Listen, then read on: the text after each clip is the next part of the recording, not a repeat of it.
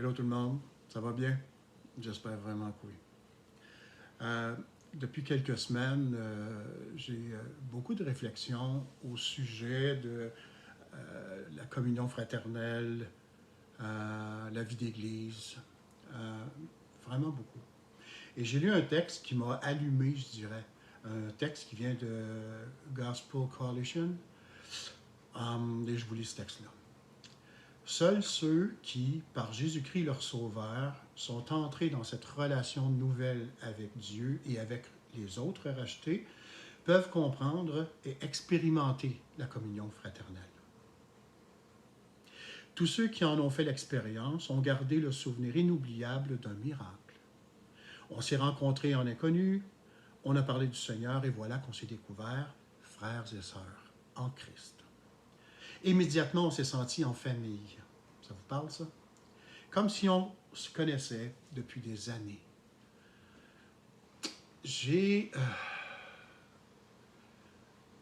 déjà depuis très très longtemps, je me suis toujours demandé si comme moi, il y avait des gens il y avait des frères, des sœurs qui voyaient, pas qui voyaient pas l'utilité, mais qui mettaient pas la relation fraternelle à sa juste valeur, à sa juste hauteur, à sa nécessité. Euh,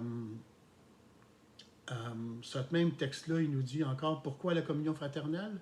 Bien parce qu'elle constituait un des éléments essentiels de la vie de l'Église primitive. Parce qu'à l'époque, ils vivaient ensemble, tout le monde était ensemble, ils attendaient le retour de Christ. Et vous connaissez l'histoire, je ne la répéterai pas, mais donc c'est un besoin essentiel. Est-ce que j'ai toujours pensé que c'était un besoin essentiel? Oui, textuellement. Mais est-ce que j'ai toujours bien saisi l'importance d'une vie d'Église? Est-ce que j'ai toujours bien saisi l'importance de la communion fraternelle? Est-ce que je l'ai mis à sa juste position? Malheureusement, non. Très malheureusement, et depuis plusieurs semaines, j'ai une grande réflexion là-dessus qui m'a amené à aller lire, à essayer de comprendre, à essayer de réaliser à quel point c'est différent. Déjà, un frère, il y a quelques temps, il y a quelques années même, où les parents, les enfants, les parents de maman, les parents de papa, etc., toute la famille sont convertis à Christ. Le Seigneur les a tous touchés. Et j'ai demandé à ce frère, est-ce que vous vous rendez compte de la grâce que vous avez, de cette bénédiction incroyable, de vous réunir tous ensemble, que c'est pas banal. Euh, Est-ce que vous réalisez la communion que vous avez avec les grands-parents, les parents et les enfants, ensemble? Lorsqu'on prend Noël et qu'il y a une grande table, une réfectoire, parce qu'évidemment, on a tous des grandes cuisines de 30 pieds,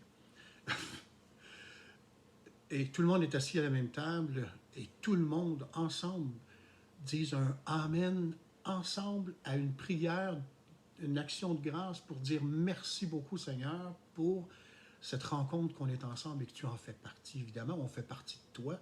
Et la nourriture que tu mets sur la table est une occasion incroyable de se voir les grands-parents, les parents et les enfants ensemble dans une même famille. Puis, c'est à partir de ce moment-là où les questions sont vraiment arrivées, où la recherche a réellement commencé, et plus ces derniers temps. Euh, est-ce que vous Est-ce que vous réalisez, pour ceux qui ont des communions fraternelles régulières, sans embûches, sans difficulté, est-ce que vous vous rendez compte, de temps en temps, ce serait bien de se rendre compte toujours, mais de temps en temps, est-ce que vous vous rendez compte de la joie que vous avez entre les mains, parce que c'est un élément essentiel de la vie d'Église, la communion fraternelle. Réalisons, si ce n'est pas déjà fait, j'ose espérer que ça l'est, mais réalisons à quel point la communion fraternelle, la vie d'Église, le rassemblement en Église, euh, je le dis, je lève ma main, je suis le premier coupable. Mais les rencontres le mercredi soir, par exemple, le dimanche matin, quelle importance, les dimanches après-midi, pourquoi? Est-ce que vous vous rendez compte, j'allais dire de la chance, mais ce n'en est pas une, c'est Christ qui contrôle, mais est-ce que vous vous rendez compte de cette joie et de cette bénédiction que vous avez? Est-ce que vous remerciez le Seigneur pour ces temps bénis? Avez-vous une idée de ce que ça représente, ces temps bénis? Avez-vous la moindre idée?